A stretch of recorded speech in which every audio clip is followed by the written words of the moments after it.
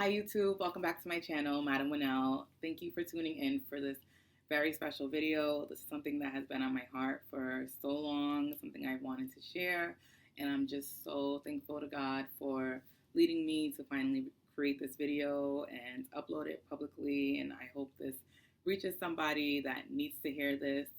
And yeah, I would like to break this down into about 3 or 4 talking points so that you can really get an eye-opening look into my journey, my walk with God, and how the last 2 years has really changed me and opened my eyes to the glory of God, the beauty of His Spirit, the beauty of His grace and mercy. And yeah, so let's get right into it. So I grew up in the church. So I had a christening, which is basically like a baptism for younger kids. And I would go to church every Sunday for the most part since I could remember. And so I would say like 4 or 5 years old, whatever. And I went to a non-denominational Christian church. And I felt like I learned the basics of Christianity, taking Jesus Christ as your Lord and Savior. I felt like my church created a spiritual conscience within me, and that was kind of like the foundation of how I proceeded in life. I remember as a kid on Sundays, like we would say, like, "Oh, you can't do that on Sunday because it's Sunday," or "You can't do this or that, or you can't act like this, you can't lie, you can't swear, you can't do any of that." And so, like, I continued my life, like, not cursing and not doing certain things. And then, once you get older, you stop going to church and you're also just like figuring out things yourself, and you kind of stray away from that path or whatever. So I definitely feel like while I wasn't going to church, if I was doing certain things that did not align with biblical teachings or whatever it may be, and having that moral compass, I did feel that conviction, which now I know the word. I couldn't really describe it. I knew what it felt like, but now I know the terminology for that. And it's this conviction that basically, like, the Spirit is telling you, like, this is not for you, like, this is not good or whatever. So I definitely credit my church upbringing to giving me that spiritual conscience. But what I do believe is that a lot of Christians, or just a lot of religions, honestly, can often teach this like way of religion over relationship sometimes. And I think we get so caught up in the ritualistic, legalistic things of, you cannot listen to this music, you cannot do this, you cannot do that. And I think as I got older and I started to see some people that were preaching in that way, it kind of like made me stray away from the faith, because I felt like, okay, I really want to be truly saved. I truly want to be on this walk with God, but I have to like strip away all these things. And I know that obviously there are sacrifices with walking this walk, but it just seemed, I don't know, like some of the people that I was seeing that were my age and that were preaching, they were just so judgmental and so also hypocritical. And I believe that I have the spirit of discernment where I can truly kind of see some false prophets. I can also just see when certain things just don't align. And I do feel that the thing that was missing with my church upbringing was Bible study. I didn't attend Bible study, so I didn't really know a lot of the scriptures, and a lot of the teachings that I do now, because I do Bible study now. But I knew that certain things just didn't align. And so I was just like, okay, no. So even when I was at my lowest, when I had crippling depression, when I thought of literally never becoming a doctor or never becoming any functional working adult ever, which was 2015, I wanted God so bad, but I was just like, I don't know. At the same time, I just couldn't see myself, because it was just a lot of these people that were just like, you're going to hell if you listen to the radio, or you're going to hell if I don't know, have a drink of wine, like have a sip of wine. Like, it was just so crazy, like a lot of the things that was around me. And so I was just like, okay, no, I prayed, I went to therapy, and did acupuncture. And then I thankfully was delivered from that depressive episode or season in my life.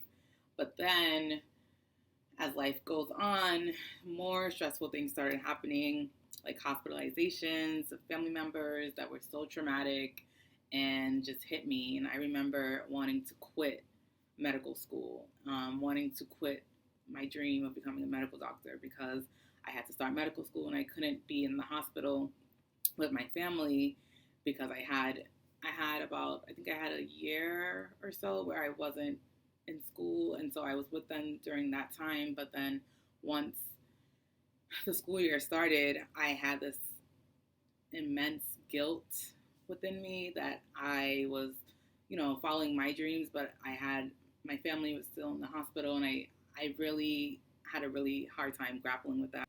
I remember calling one of my friends, and I told her that I was just going to give up and go back to the hospital and be with my family. And she was like, girl, no, like, God got you, like, keep doing this, like, everything's gonna work out as it will. And I'm glad I listened to her and continue, because now I'm in my 4th year, I'm about to graduate, matched to a residency program, God willing. And yeah, so just looking back, it's just crazy. But anyway, I started medical school, and I still was dealing with a lot of the trauma from that. And then I also had some more family trauma, which was like a lot of social injustice that was occurring with my family at the time. And everything was really just shaking me up. And then with the Black Lives Matter, like, that was even more triggering because it was just building on top of that.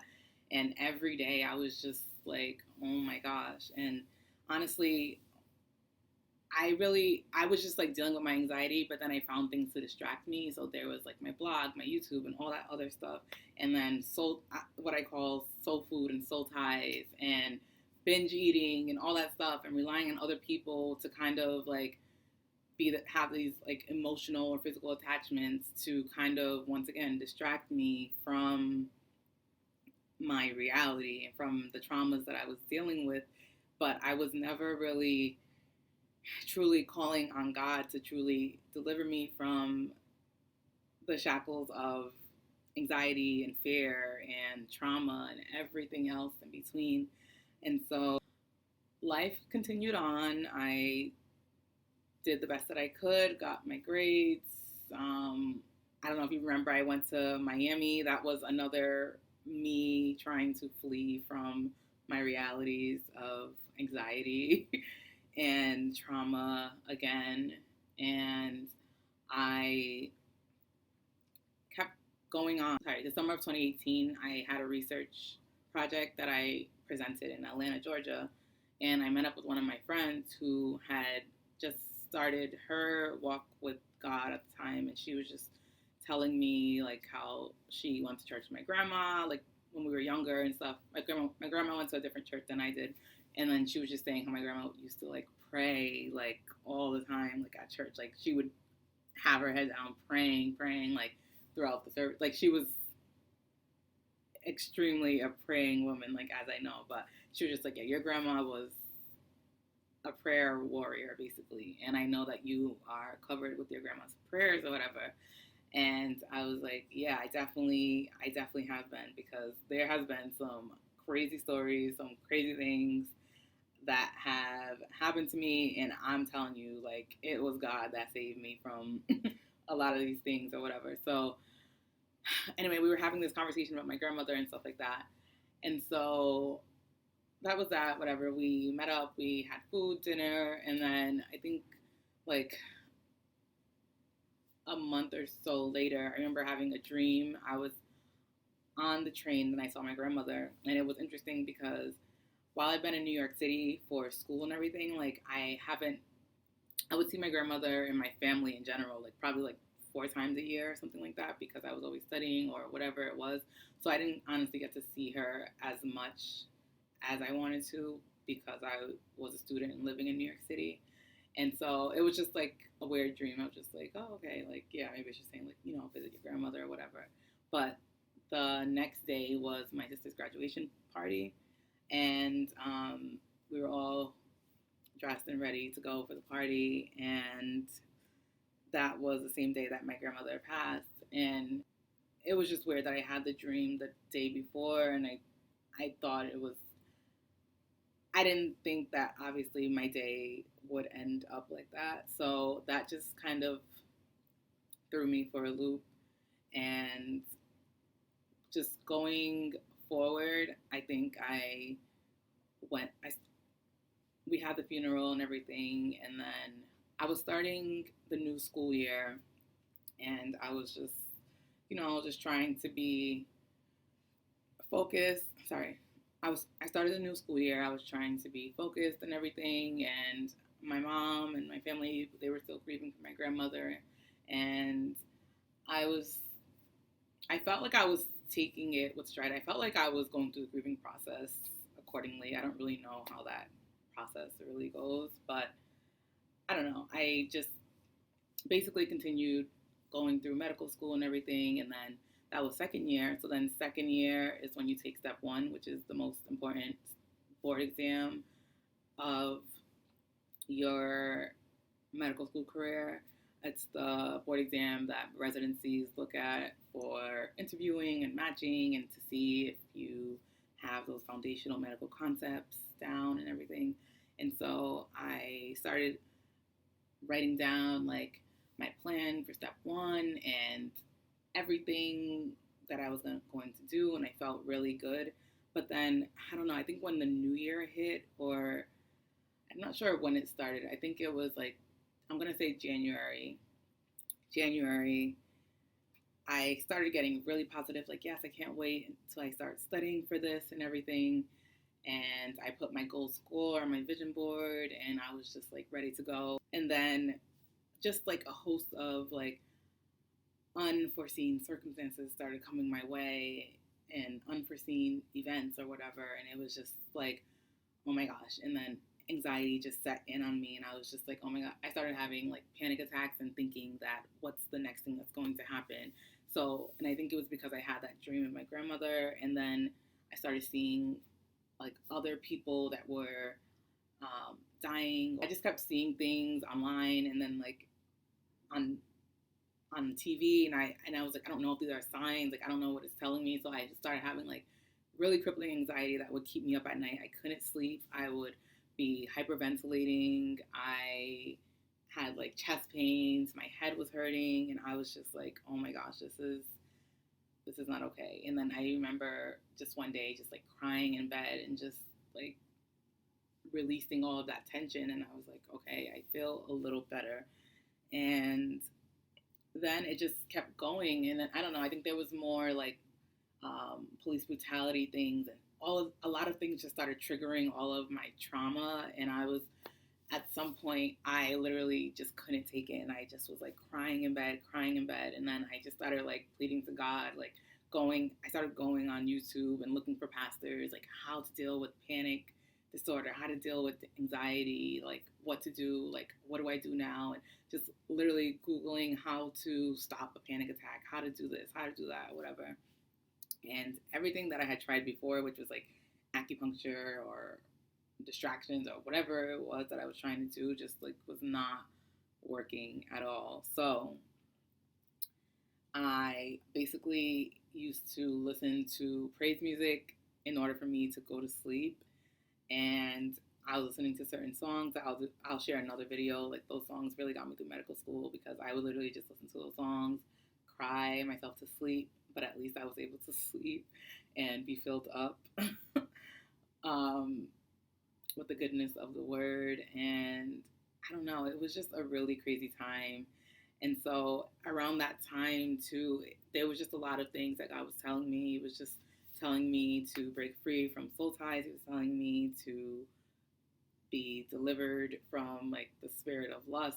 He was moving me in directions that was unknown to me, and just like uncharted territory, and places that I have never experienced. And I started experiencing just like his grace and mercy. I started experiencing the fact that I was really like a baby. Like, I needed to be nurtured by him. And I felt like everything that I was doing, all of my distractions were just that, distractions from my reality, but also distractions from knowing him, knowing that I needed to read the word, read the living word, distractions from what I really needed in my life. It wasn't acupuncture, it wasn't soul ties, it wasn't soul food, it wasn't anything else. It was really just God. And so I started praying more, and then I started like kind of like obsessing and thirsting for this relationship with God. I started reading more, finding more pastors, reading people's testimonies, and just like experiencing. I really cannot really explain it. I started experiencing a lot of convictions. I started experiencing a lot of um, just signs that I was moving in the right direction. And I just knew that I wanted to submit myself to God. I wanted to learn more about God. I wanted to learn more about God in a different way. God has freed me from my fleshly desires. He has freed me from obsessions with worldly things. And I'm just always reminded that I'm in the world, but I'm not of the world. Nowadays, of course, anxiety is something that waxes and wanes, but anytime that I am confused, I have doubts, I'm unsure, I feel not myself or whatever it is, I just pray and I try to spend as much time as I can with God in the morning or at nighttime or throughout the day. Um, I try to pray and learn more about the Word each and every day.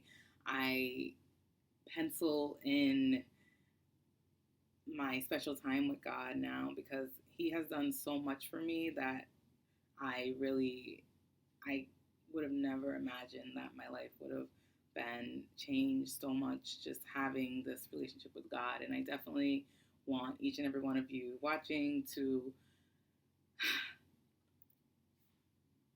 experience this feeling because I really cannot explain it. I'm probably infantile in my walk compared to other people. I'm not going to compare myself to other people, but I'm just saying I just know that I would not have gone this far in life without God because I honestly felt like giving up med school, maybe taking a year off. I felt like my anxiety, my panic was crippling me, like debilitating me. I literally could not breathe. Like I literally felt like I was dying at some points. Like I felt like my negative thoughts and my just doubts and fears were like trying to paralyze me, and it was really the devil just trying to get a stronghold. But the good Lord said, no, no, no, not with my child, not her, not never, no, no, no. But yes, I am just, I hope I was able to get through to you with this message. I think I'm overcome, overwhelmed, and just so grateful to God that I was able to experience His mercy, His blessings, and just be here today to share my story. If this touches you or if you know someone who needs to hear this message, I encourage you to please share this with somebody that needs to hear it. I hope my message was clear in telling you and showing you how much He can change your life, how much you need Him, how much He has done for me. I thank God every day for waking me up. I thank God every day for taking my life in His hands and renewing my spirit, renewing my soul, and delivering me from my fleshly desires that I thought could cover up the trauma and provide the healing that I needed. It wasn't the happy hours. It wasn't the food ordering. It wasn't the soul food. It wasn't the soul ties. It wasn't any of that. It was just Him, His word. And I understand that now more than I ever did, ever in my life. And I'm going to continue serving him, submitting to him, sacrificing whatever I need to get closer to him, to strengthen my relationship with him. And I hope that you will do the same. So I'll see you guys in my next video. Bye-bye.